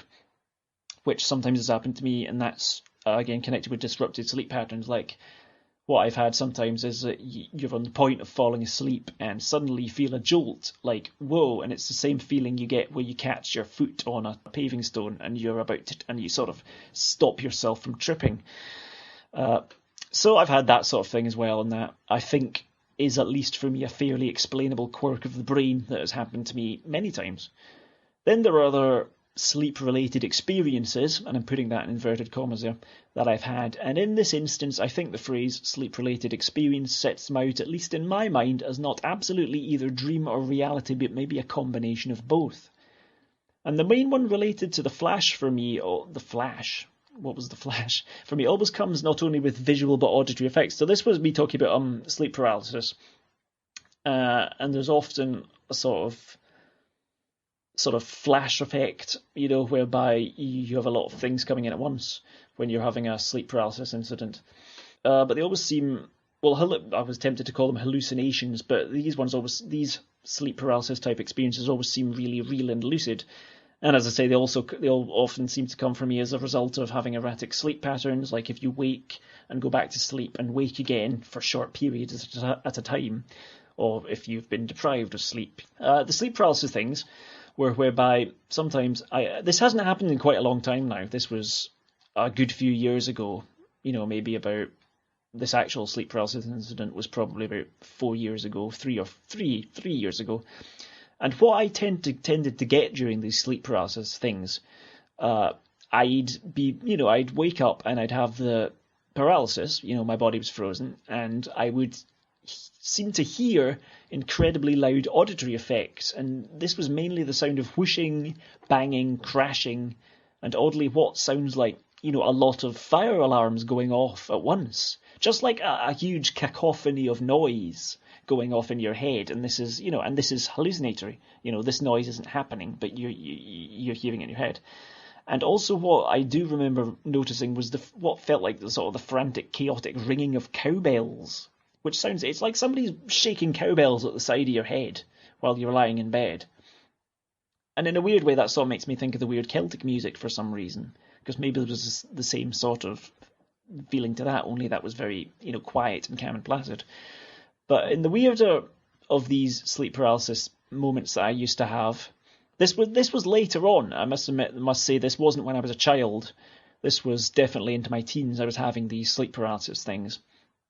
And the first couple were a bit sort of freaky, but the last few I've had, I was not freaked out by them at all. I just thought, whoa, here we go with another sleep paralysis thing. I mean, you often hear people talking about sleep paralysis experiences and they seem really troubled by them. Or you read about sleep paralysis experiences, and me having sort of looked at this quite a bit, I think, well, that's just your typical sleep paralysis. That's nothing. That's not aliens. That's not ghosts.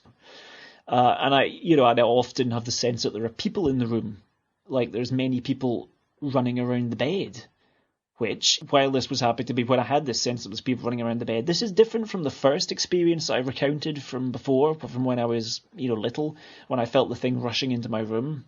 That, again, makes me think maybe that was just an early sleep paralysis moment, because that was really scary, but that's because I didn't understand it at the time. And now that I've sort of thought about it more, the last few of these sleep paralysis things that I've had, I had the sense of there being people in the room, and I never hallucinated or saw people. If I opened my eyes during these sleep paralysis things and looked around me, because commonly the only thing you can do is move your eyes, and that was the case for me, I looked around the room and there was a sort of a fuzzy sort of sense. It was like there was a sort of mist in the air almost. Like I couldn't really see clearly, but I didn't, see anything weird. But the one thing that I do see, or that I did see, was what I describe as an electrical explosion. And this was what I meant by flash, actually, was I'd see a very white and swift burst of light, which would usually be off in a corner of the room as if a wall socket or a plug has exploded. And this isn't all that typical from when awake, but sometimes it's part of the more traditional false awakening, where I'd seem to wake up in an odd altered bedroom, which would be similar but different from my own, and often there's an unexpected person who is human and familiar to me, I might add, in the room with me and talking to me about something mundane. Then I'll see the flash explosion in the corner of the room, sometimes see sparks or firework-like effects.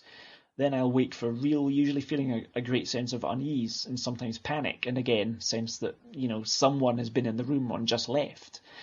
And from talking about that, you can go into Michael Persinger, who did that whole thing with the God helmet, and Susan Blackmore is another one who I think she was sort of looked at parapsychology and how, and we've heard all about all this, how you can spontaneously create alien abduction experiences in people's heads, or spontaneously cause people to sense that there are ghosts in the room, or just to hear weird noises. And this is messing about with the chemistry of the brain, really, and that's probably what's happening during these experiences. And there have been variations. I mean, there was one encounter, probably the wrong word, where I remember from a few years back where I was, again, I had these disrupted sleep patterns, and I felt as if somebody wrenched on my bed sheets and pulled them down. Like I was lying in bed, and then I felt like somebody at the bottom of the bed pulled on the duvet, and I felt the sheet being tugged down. And now, looking at connectivity, I think of that weird thing that my mother mentioned about when she had ghosts messing about with her sheets, seemingly, when she was in France years ago. And similarly to the other sort of memories I have from when I was younger of like a thing coming up from the bottom of my bed. I say the people who would push against me, which felt like small people of a large dog, when I was, having these sort of sleep paralysis type experiences when I was a kid. And this is starting to sound quite sceptical now. But the most recent weird sleep encounter was actually more like a typical shadow person encounter, and very unlike the others in that it did involve me seeing a being/apparition. And it started with the false awakening thing, in which I seemed to wake up in my bedroom, except things were subtly different. And I looked over to the corner of the room at my bookcase, where I saw a small dark figure crouching down in the corner. Except I knew he seemed to be sort of squeezed into a nook behind the bookcase, where a figure of this person's size rightly would not be able to fit. Again, we come back to this thing of silhouette figures, which seems to be common in all these things I've been seeing. And as I spotted this figure, I saw like a white electrical flash exploding behind it, like something blew up behind it, and the creature seemed to leap or be catapulted across the room. And this is like a sort of weird, I'm thinking like spring-heeled Jack, literally, or a leprechaun or something, like I saw this thing catapult, like spring across the room, and then it landed behind my open bedroom door, which was on the other side of the room. And then it peered its head back around the door to look at me. And the impression I got here was that it was like some sort of a frightened animal. It seemed scared of me, and I felt the sort of presence of this thing as it looked at me. And again, I could see, it was a black silhouette. It seemed to be a small man, I don't know, like 4 foot tall, probably shorter than that. And yes, it did seem to be wearing a floppy-brimmed hat, or at least I could see the outline of this floppy-brimmed hat on this thing's head, and strangest of all, perhaps, it seemed to have a long hooked witch-like nose. And it also seemed to be wearing a coat with the collar turned up, although again, I saw no features, only this black silhouette of this little character. And as this thing behind the door peeped in and looked at me, I woke up for real in my own bed and sort of leapt up in a panic, frantically looking around. I saw no things blowing up, nothing on fire, no little being at the door, and everything was normal now. And I woke up and thought, wow, that must have been a sleep paralysis type weird vision that I just had. And that was almost like a shadow person. That was weird. And, I didn't think of it as being, any sort of invasive creature come to attack me or be demonic or steal my soul or anything like that. I just thought it was almost like a hallucination, lucid dream experience. Yeah, I think I wrote at the time, I said it was a gumshoe leprechaun, which was kind of like, it looked like a sort of private eye detective with the collar turned up and the hat, which was quite strange. This is Colin Andrews, and you're listening to Paratopia.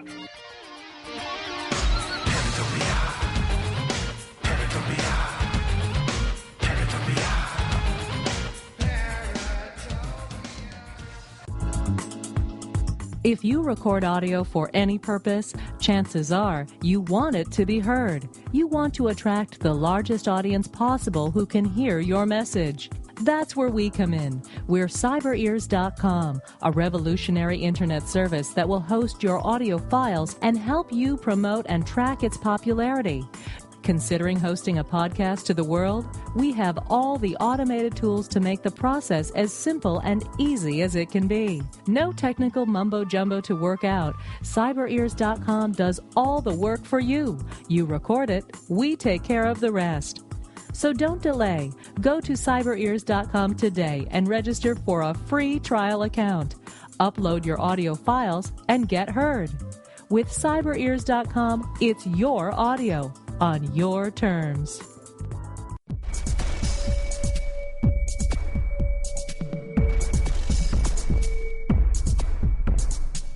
Eerie Radio, the endeavor for esoteric research and investigation into the enigmatic. Eerie Radio is a weekly podcast that features interviews with the world's leading paranormal researchers. Download episodes of Eerie Radio from your favorite podcatcher or directly from the show website at www.eerieradio.com. Eerie Radio. Listen, learn, laugh.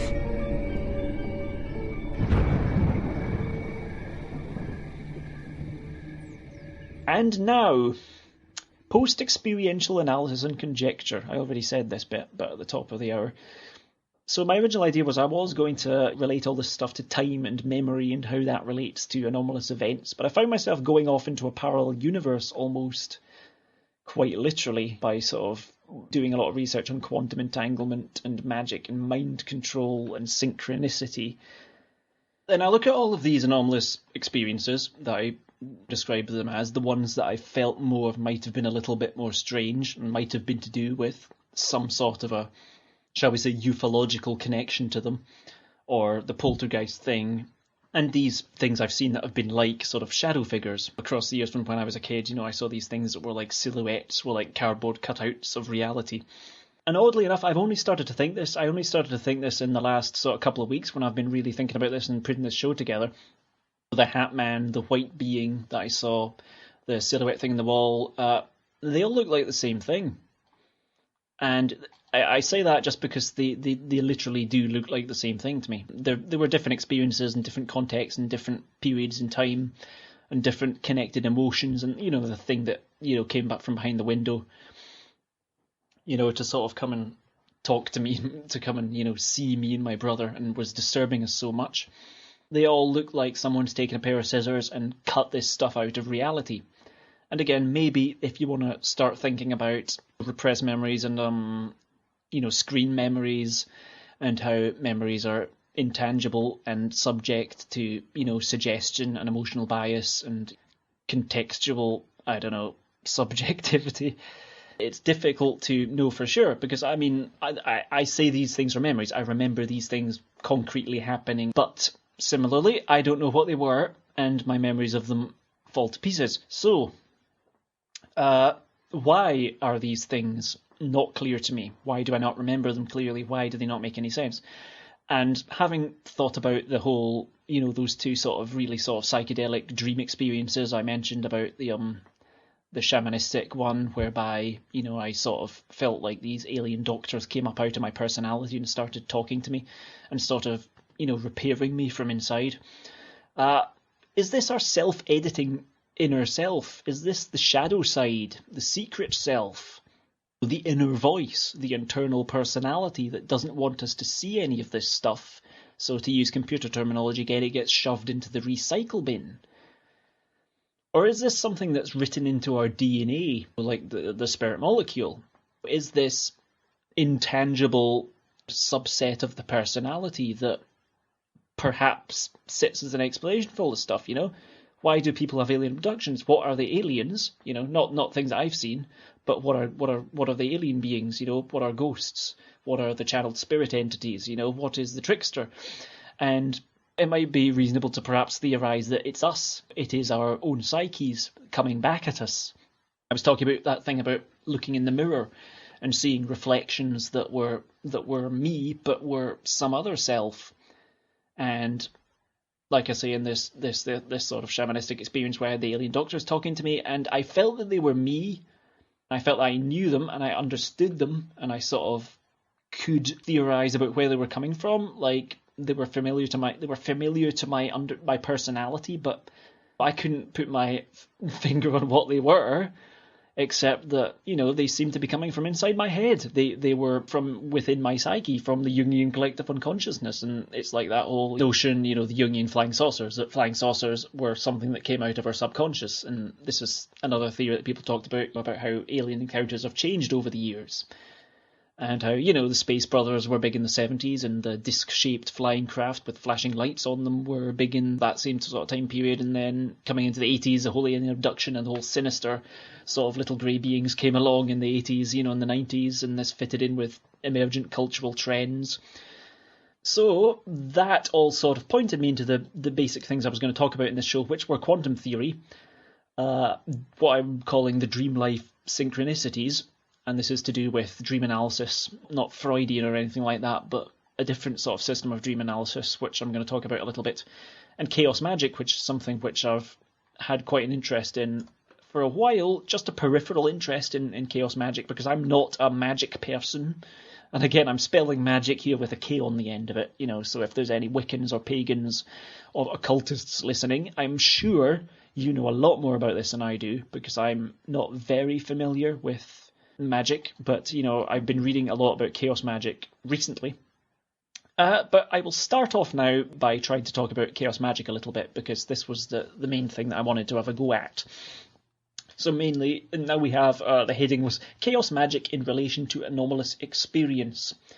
So, I mean, chaos magic, I think, is generally seen as being something different from traditional ceremonial magic, or the Western esoteric tradition, which again is different from and similar to native traditions, like native peoples of the world, you know, like be it the Native Americans or the Aborigines or the Celtic peoples.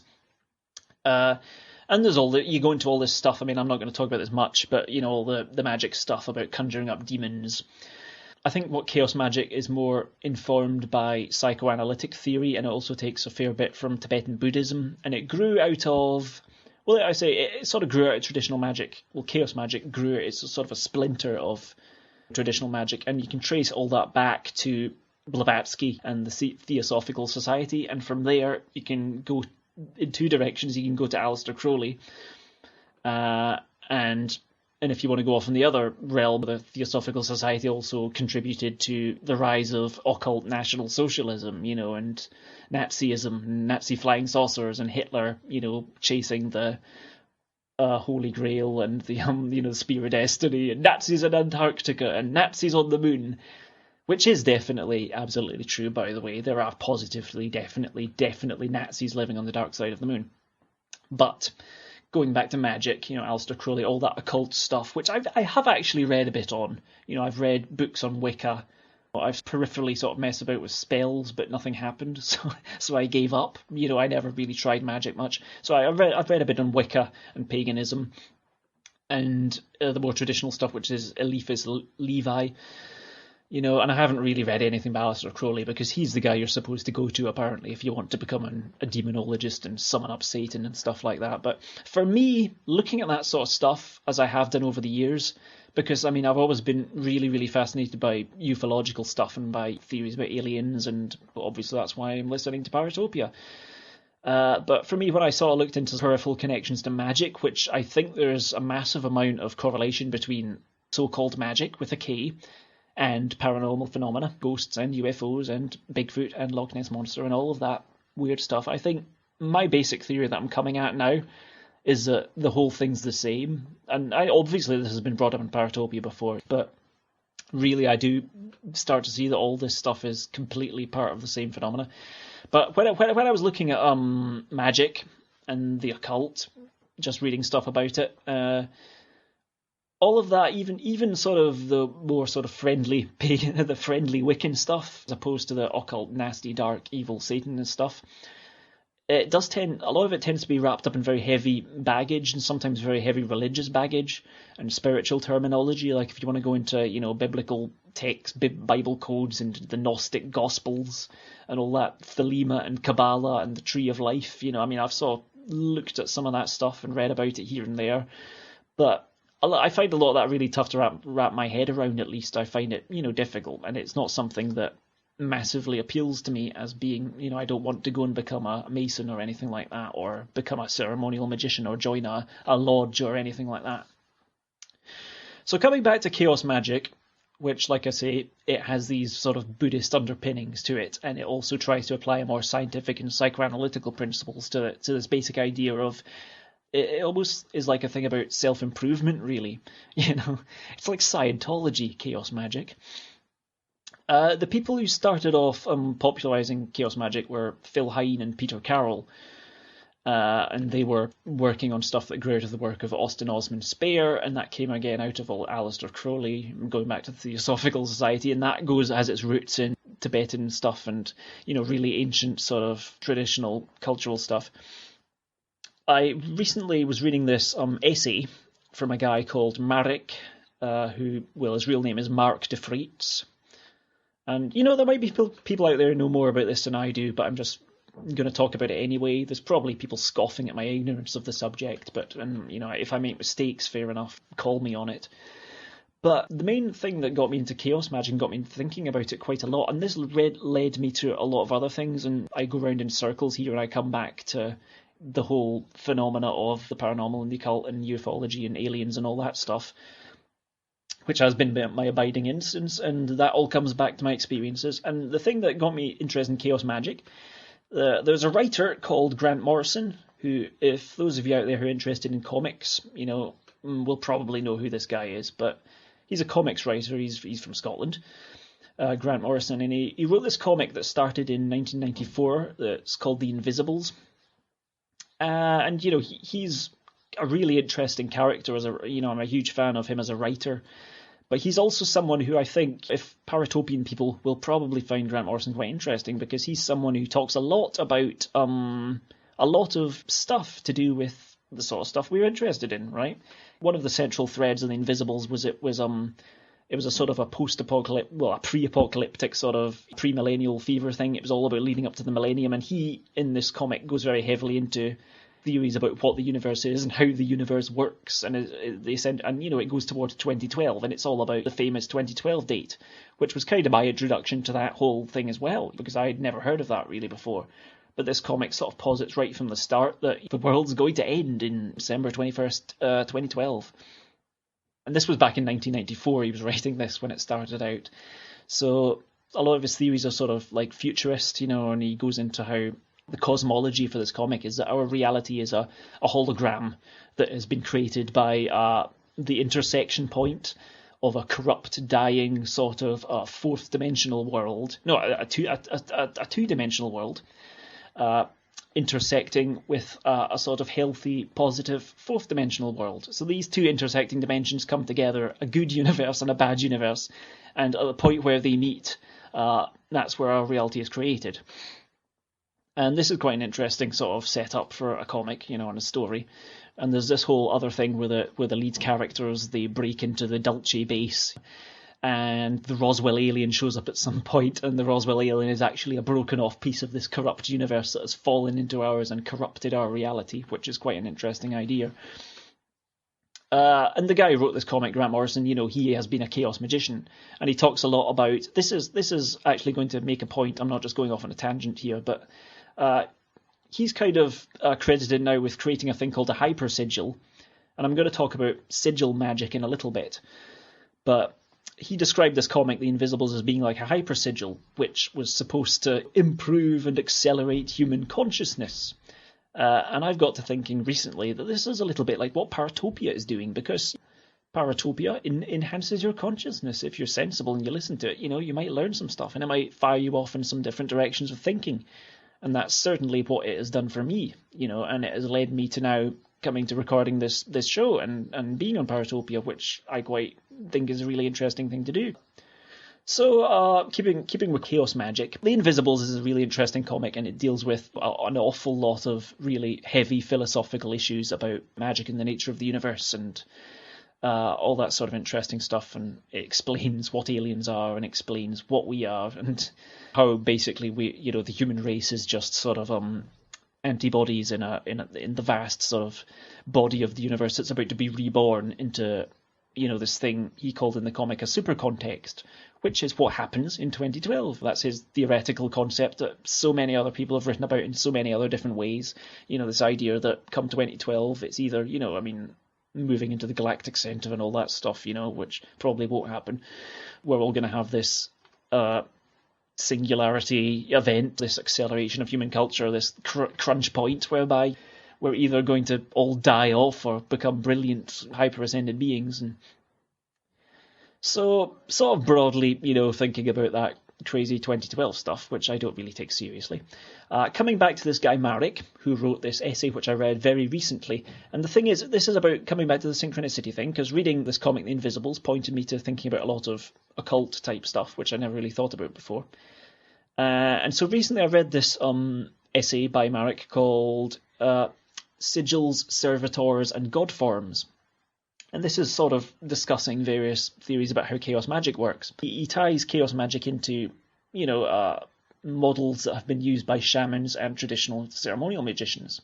And this is a thing I was saying about how all these systems that people have used for magic over the years, they all completely sort of tie together. There's the shamanistic process, which ties in with, old school magic, which ties in with Wicca, which ties in with chaos magic. I mean, they're all different sort of ways of doing the same thing, which is a way of sort of communing with the divine, basically.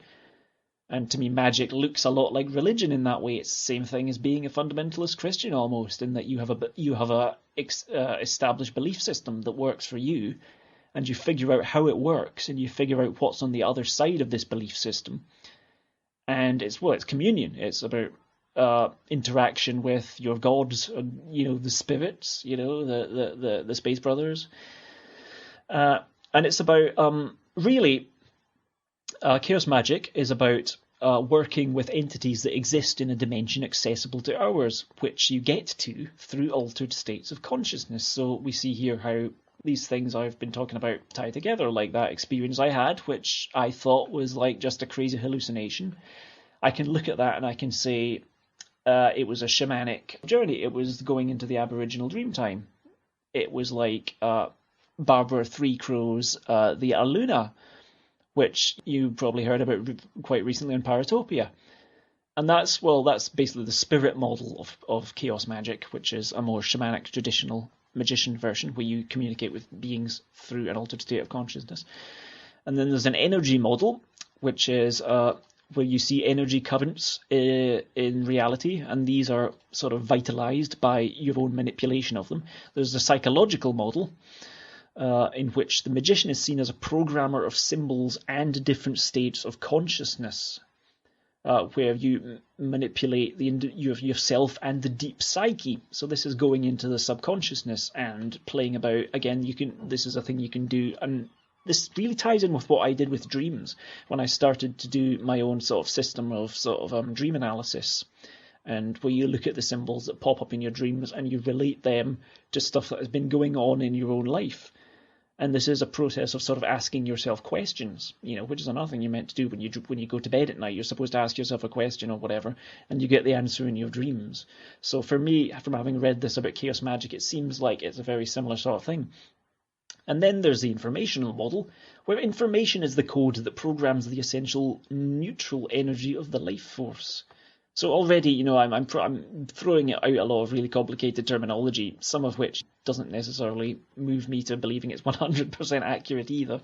But, these are, like I said, these are models for working with this supposed magical energy that subsists in the universe. And that feels like religion, feels like any sort of belief system, really. It's just a matter of, magic is all about will, from what I've figured about it, do what thou wilt and all that. It's about, if you have to believe it before it'll work, which ties me into, it's the same thing about when people talk about aliens, if you start to believe in the aliens, then they'll come and mess with you. And here we have with the same thing about the trickster again, it's like introducing change into static systems, it's like the trickster is possibly something. What is it? Does it come from the subconsciousness? Is it this sort of force that is built out of this buried aspect of our psyche, this sort of intelligence that subsists within us and gets pulled out when we start to try to commune with it? When we ask questions, does it emerge?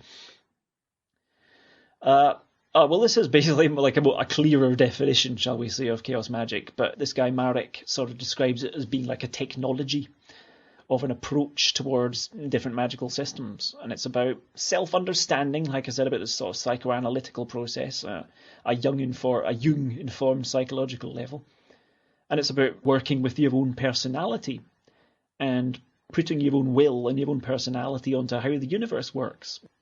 And you have to sort of become the dominant force here. You have to sort of step up to the plate and work with the universe and get the universe to work for you and with you through the doing of magical acts.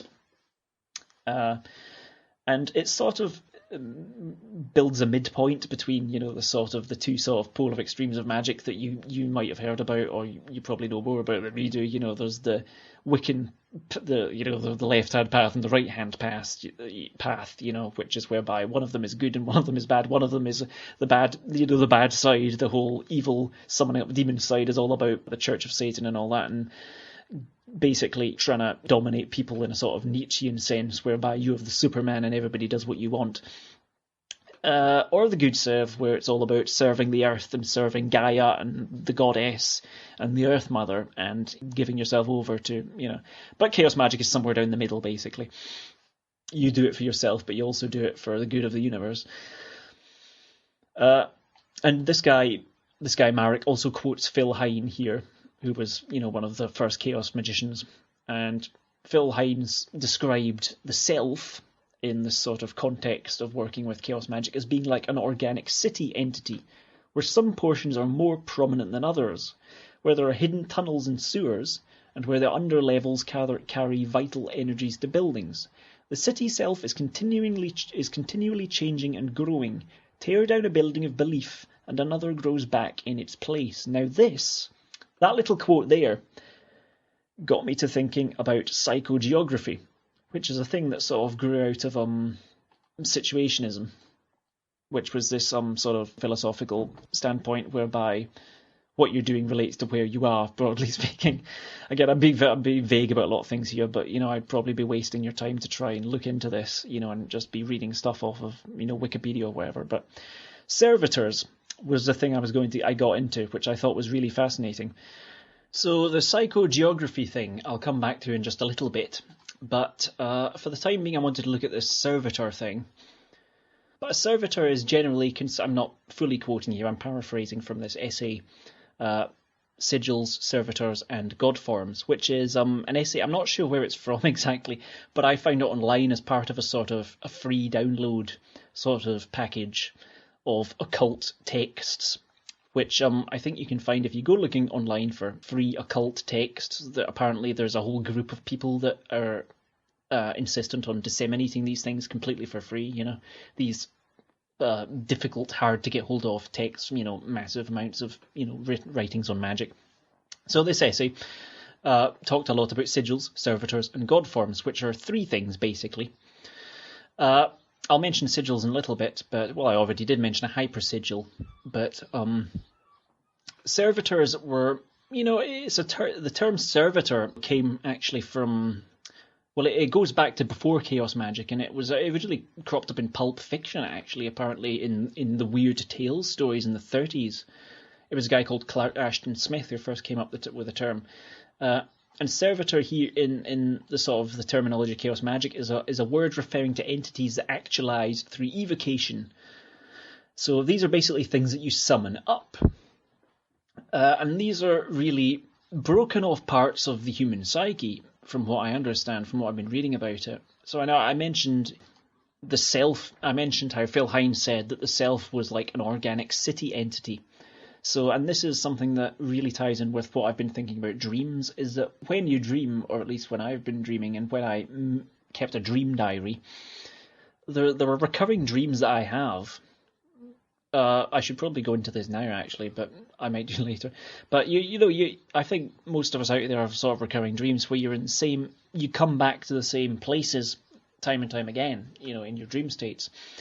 And the idea of the organic city entity really made me think a lot about a place I seem to come back to in my dreams.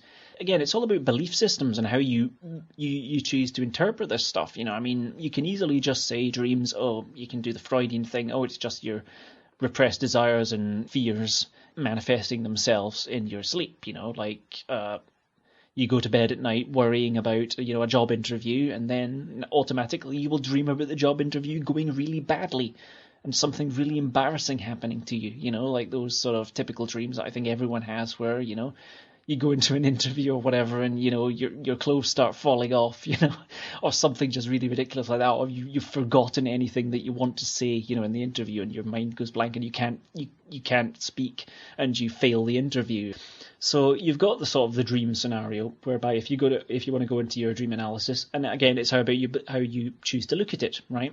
So you can look at your dreams as just being just constructions of the mind, your own intellect, your own sort of supraconsciousness or whatever, just doing internal sort of calculations at night to try and sort your brain out, so you can get up in the morning and be readjusted and work back in the real world and have internally processed these little problems and issues that you have. But in Chaos Magic, a servitor is seen as being part of the personality that has been broken off. Just this idea that a servitor is like a creature or a spirit or a sort of an entity that has been, created by you physically. This is something, if there is anyone out there who is a chaos magician, I'd really like to, hear from you, because I want to know how this thing works, because I think for me there's a sort of a barrier perhaps on the level of belief systems for me, because I think this is the process I'm going through now where I'm starting to really start to dig into this stuff and really start to see how it works, because previously, I'm quite a skeptic about this, because, I was one of those people, I looked at magic and I thought, I think it seems like nonsense to me, that sounds a bit very skeptical, but I don't see how it works. I don't see how you can, cast a spell and summon something up and make something actually happen in the real world. A servitor is generally considered to be a broken off part of the deep mind, perhaps, which is, and again, you go into the Jungian collective unconsciousness. So the idea is that these entities, not located in the psyche of any particular magician. So the idea being is, if you go into your head, there are things in there. Yeah, this is the Phil Hine quote, and in my view, demons, angels, imaginary friends, poltergeists, and perhaps even ghosts are servitors. Servitors can also be called thought forms, here's a good word here, as opposed to god forms, which can sometimes be servitors on steroids. So again, thought forms, which are tulpas, right? Which is the trickster, yes, I think. So there's that idea that, and again, if we stop and say for a moment, okay, aliens, what if they are servitors? What if they are thought forms? What if they are tulpas? What if these beings that we encounter, what if they're just things that come out of our heads? I know this isn't an original idea, but it's something that I've recently started to think seems really practical to me. It almost seems to make sense, it's something you can actually explain away. There's another theory that, they're part of the group consciousness of the planet Earth. And the term god forms, which I mentioned before, which is another term from Chaos Magic, which refers to, again, that's like Gaia, basically. That's almost the idea of this energy that exists in the planet Earth, this sort of Wi-Fi sort of cloud of intelligence that potentially exists, and from them you can go into Rupert Sheldrake in the morphogenetic field and all that sort of thing. So these entities either come from quantum level of reality, that they drift in from parallel universe and intersect with our minds, or that they come from within our heads. And the idea being that a servitor can be built out of, for example, resentment towards one's parents, and you have to feed it frequently enough, which is a quote from this essay, Sigils, Servitors and God Forms, which I'm sort of referring to a bit here.